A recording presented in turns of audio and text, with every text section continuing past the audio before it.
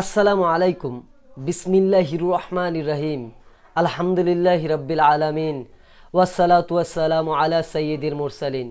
প্রিয় দর্শক, আশা করি সবাই ভালো আছেন। তো আজকে আমি আপনাদের সামনে খুব সুন্দর একটি বিষয় নিয়ে আলোচনা করব, মনের বাসনা পূরণ হওয়ার সর্বশ্রেষ্ঠ আমল। এটি মনের বাসনা, যে কোনো আশা পূর্ণ হওয়ার সর্বশ্রেষ্ঠ আমল।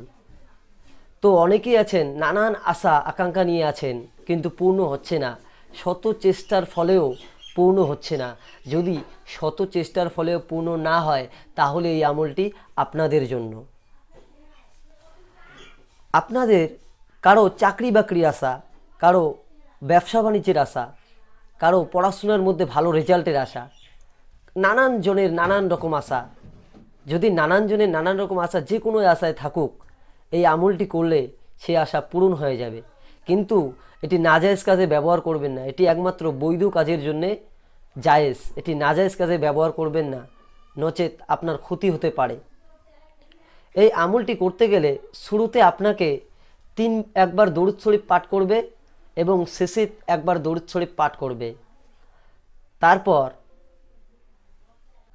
তারপর এই পবিত্র নাম শেফাতি নামটি ইয়া মুয়াক্ষিরু 100বার পাঠ করবে।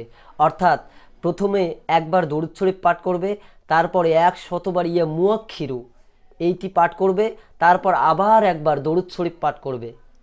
ইনশাআল্লাহ আপনার মনের সমস্ত বাসনা পূরণ হয়ে যাবে, বৈধ বাসনা।